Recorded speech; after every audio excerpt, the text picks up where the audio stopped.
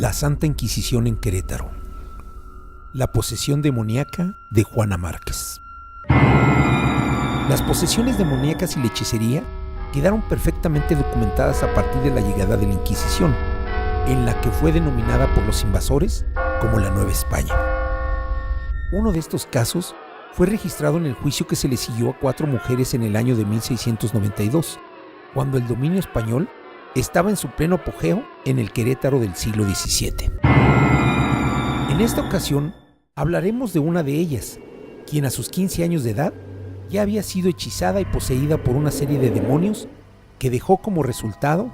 que diera a luz un bebé que fue implantado en su vientre sin que ella hubiera conocido hombre en su vida, según aseguraba en sus declaraciones. Tal es el caso de Juana Márquez de Cárdenas, quien era hija de Agustín de los Reyes, un conocido español muy apreciado en Querétaro de finales del siglo XVII y principios del XVIII. Este hecho provocó toda una psicosis colectiva en la sociedad queretana de esa época, según los documentos de la Santa Inquisición, ya que se aseguraba que estaban sueltas unas hechiceras que se habían encargado de embrujar y provocar posesión demoníaca de varias mujeres de la ciudad, incluso de por lo menos 7 monjas en los conventos. El problema que tenía Juana Márquez comenzó a ser evidente a principios de agosto de 1691, cuando el padre de la doncella pidió al provincial de los monjes franciscanos que acudiera a la casa para bendecirla, ya que de manera extraña estaban cayendo piedras, comida e inmundicias, por lo que el sacerdote aceptó debido a la relación que presentaba con esta orden, ya que uno de sus hijos era parte de estos religiosos. Al día siguiente de estos hechos, extrañamente, Juana amaneció muda y paralizada de la cintura para abajo. Esto acompañado de un raro comportamiento en el que dejaba ver un gran cambio de personalidad, por lo que comenzaron a pedir las bendiciones de la Virgen, pero apenas podía persignarse. Cuando le quisieron hacer que besara la imagen de Cristo, inmediatamente la rechazaba, volviendo el rostro hacia los lados. Al ver esta situación, pidieron ayuda a los franciscanos, quienes acudieron a tratar de aliviar su mal con rezos y bendiciones, pero Juana respondía con acciones agresivas. Incluso intentó arrancarse los ojos, pero fue impedido por los sacerdotes imponiéndole una reliquia en la frente y rociándola con agua bendita. Esto de alguna manera controló parcialmente a la jovencita, pero los problemas apenas comenzaban. Mientras pasaban los días, la salud de la damisela cada vez parecía deteriorarse más. Varios doctores la visitaron, pero nada pudieron conseguir. El hedor a muerto era permanente en el cuerpo de Juana. La medicina no cambiaba en nada la condición de aquella mujer, quien cada vez, con más frecuencia, dejaba de probar alimentos. Fue entonces que fueron a ver a un franciscano que tenía poco de haber llegado a la ciudad proveniente de España, quien se había dedicado al estudio del exorcismo y era quien mayores conocimientos tenía sobre el método para expulsar a los posibles demonios que tenía Juana Márquez. En la primera visita que le hizo el padre Fray Pablo Sarmiento, se dio cuenta que lo que estaba viendo se parecía a algunos de los casos similares que estaban escritos en los libros El Malum Maleficorum y en el Flagellum Demonium, que eran los libros oficiales de la Iglesia Católica exprofesos para el exorcismo. El sacerdote comenzó de inmediato a realizar los procedimientos necesarios para expulsar a los demonios de su cuerpo, pero durante los primeros 3 meses, Juana Márquez no tuvo ninguna mejoría considerable. Ella estaba consciente de esta situación y sabía que no debía expresar palabras, ya que los demonios que escuchaba en su interior le habían advertido que si lo hacía, la atormentarían con mayor intensidad, y eso la tenía aterrada, según declaró posteriormente a la Santa Inquisición. Durante este proceso, había días en los que encontraban a Juana Márquez con mordeduras en los brazos y en las manos de manera inexplicable. Un día, cuando acudieron a verla a su cuarto, la hallaron debajo de la cama con los hombros llenos de moretones, como si hubiera sido objeto de diversos golpes. Esto era, aparentemente,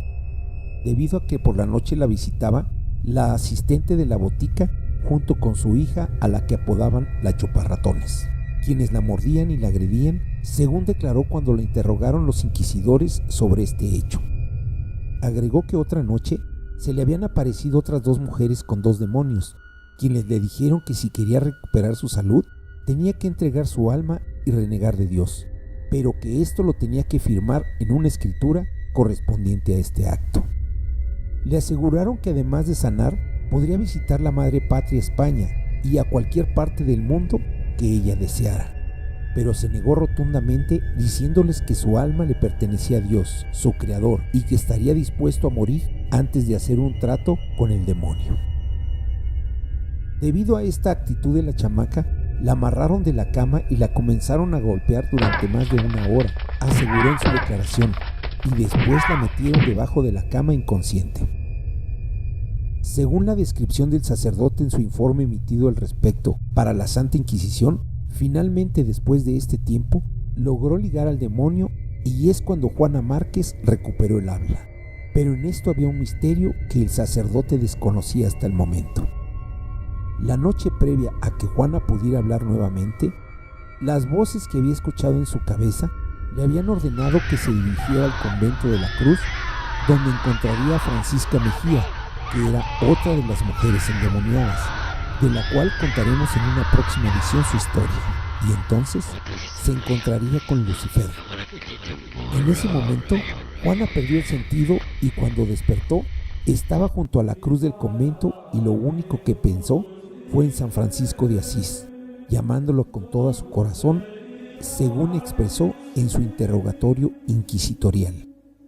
Fue entonces cuando se le acercaron 2 hombres. Uno de ellos vestía con hábitos franciscanos, a quien creyó Juana Márquez que se trataba del mismísimo San Francisco.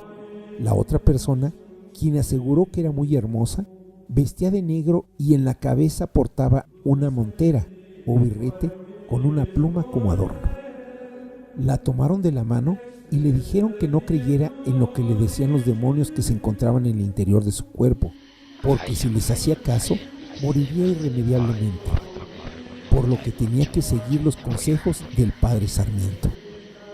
En ese momento, el que traía los hábitos franciscanos desapareció, mientras que el hombre de negro la acompañó hasta su casa y entraron en ella, sin que nadie percibiera su presencia.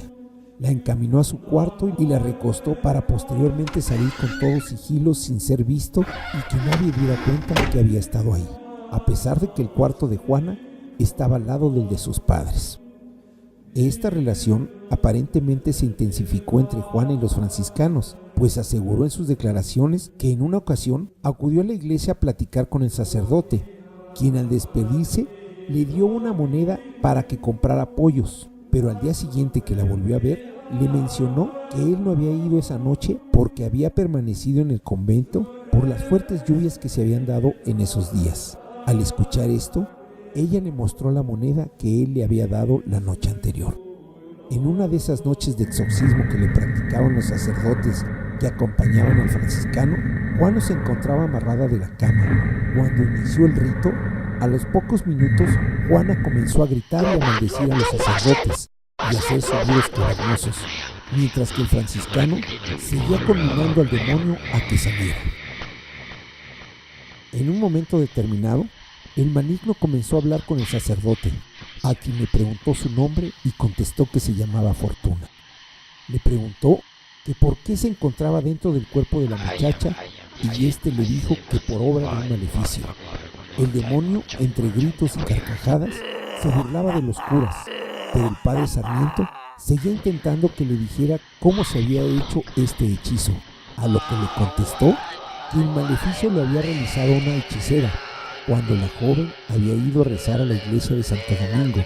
y al verle los pies tan hermosos de la muchacha, les había dado envidia y le lanzó un conjuro para que la invadiera este demonio que les habla. Pero otros más lo acompañaron. Les aseguró que a pesar de que no les había hecho nada, la bruja se ensañó con la chica. Les dijo el demonio que ellos estaban intentando matarla, que su alma les tenía que pertenecer y que la dejaran en paz para terminar su trabajo, y así darle muerte definitivamente. Posteriormente a esto, el franciscano le preguntó que quién era aquel hombre de negro que tenía contacto con la chica, y éste le respondió que se trataba del arcángel San Rafael, quien cada que se presentaba tenía que abandonar el cuerpo de la joven, pero después de una hora regresaba nuevamente porque el conjuro de la bruja era muy fuerte. El franciscano le preguntó que qué significaba esa moneda que tenía Juana, y el demonio le contestó que él le había dado la moneda, ya que había tomado la forma en la que se presentaba el arcángel San Rafael para tratar de engañarla y que firmara para entregar su alma, pero no alcanzó a convencerla. El proceso de expulsión estaba en marcha, pero aún no era total. Un día, a principios del mes de diciembre, Juana salió de su casa sin decir a dónde iría o qué saldría a hacer, por lo que fueron a buscarla para ver dónde se había dirigido o qué era lo que le había pasado. Cuando la encontraron, estaba en la iglesia del convento en la velación de San Antonio, pero tenía la cabeza y la cara hinchada y el vientre que parecía que iba a reventar. En su declaración, dijo que ese día cuando acudió a la parroquia para hacer la velación de San Antonio, al poco rato llegó la chuperratones y un negro que la acompañaba. Al acercarse a ella, le ofrecieron una manzana y le dijeron que comiera, pero ella no quería, por lo que la obligaron a hacerlo, quién sabe por qué artilugios, y no se pudo resistir. Al probarla, comenzó a sentir una picazón en la lengua y los labios e instintivamente escupió, pero esto le había provocado la hinchazón de la cara y la cabeza. El martirio de la familia parecía no tener fin. En una de esas noches, la jovencita comenzó nuevamente a hacer sonidos extraños y a revolcarse sobre su cama, mientras expulsaba espuma por la boca, por lo que don Agustín de los Reyes acudió a pedir auxilio a los franciscanos, diciéndoles que su niña se moría, por lo que acudieron al llamado del padre angustiado, Fray Mateo Bonilla. Durante la sesión de exorcismo del día siguiente, el padre Sarmiento ahora se encontraba con un demonio que se hizo llamar Tongojoné, quien le dijo que la hechicera le había enviado para que le diera Solimán crudo a la criatura para matarla, una mezcla de cloro y mercurio que servía como cosmético y también como fuerte veneno, pero que gracias a la intervención nuevamente del arcángel San Rafael, ella había vomitado el tóxico. El 12 de diciembre de 1691, cuando la madre de Juana pasaba por su habitación, de repente comenzó a escuchar los quejidos de su hija, por lo que entró y vio a la pequeña revolcándose en la cama con sonidos guturales muy extraños. En su rostro reflejaba un dolor intenso como de muerte,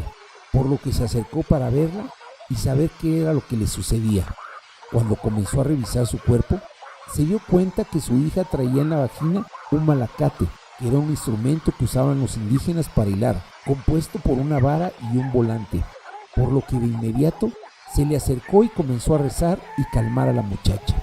Tan solo 14 días después, nuevamente ocurrió algo similar a lo que había pasado la otra noche, solo que en esta ocasión tenía introducido una lasna de hierro, que era una herramienta con un mango y una punta afilada. Esa noche, durante la sesión con el franciscano Sarmiento, el demonio le confesó que el capitán de una legión de demonios había ido para llevarse el alma de Juana, por lo que intentaron que le firmara a la muchacha el contrato con el Señor de los Infiernos, pero ella no aceptó nuevamente, y ellos habían sido los que le introdujeron en la vagina los artefactos, y le provocó a la mujer un gran dolor al meterlo y sacarlo varias veces, con la intención de matarla, pero se lo había impedido Dios. El problema con los demonios que tenía dentro parecía interminable. Para el 27 de diciembre, estaban cuidando a Juana cuando de repente se comenzó a quejar e intentar expulsar algo de la boca, pero no podía. Cuando se le acercaron para ver qué era, cuál sería su sorpresa que sacaron en su interior un trozo de lana con alfileres dentro. Finalmente, para el 2 de enero, Juana Márquez dio a luz a un niño sin que aparentemente hubiera conocido hombre en su vida, argumentando que no era responsable de ese hecho y que ni siquiera tenía pensamientos pecaminosos, ya que de haber sido así, no se atrevería a andar públicamente en la ciudad. Esa noche, nuevamente el demonio Mazambique habló a través de la boca de la muchacha y confesó que él había traído hace 5 meses el semen de un hombre y lo había introducido en el vientre de la joven. También les dijo que el fierro, el veneno y los alfileres habían sido introducidos en la chamaca para intentar matar al bebé que llevaba adentro. Les dijo que otras 2 mujeres endemoniadas habrían de parir también y que Dios había mandado esos castigos a la ciudad porque ahí había más brujas y que hacían pecados terribles. Afirmó que se habían escogido a las doncellas para que esto tuviera más impacto en la sociedad y lo estaban logrando. Esta es solo una parte de la historia que causó una conmoción y psicosis colectiva en los queretanos de esa época, de la que aún hay mucho que contar y muchas cosas que les van a sorprender, por lo que les pedimos que no se pierdan las siguientes entregas de esto que sucedió en el Querétaro del siglo XVII. Les pido que no dejen de suscribirse a nuestra página de YouTube y de Facebook, así como darle pulgar arriba y compartir nuestro material, con lo que nos ayudarías mucho a seguir haciendo este tipo de contenidos. Gracias.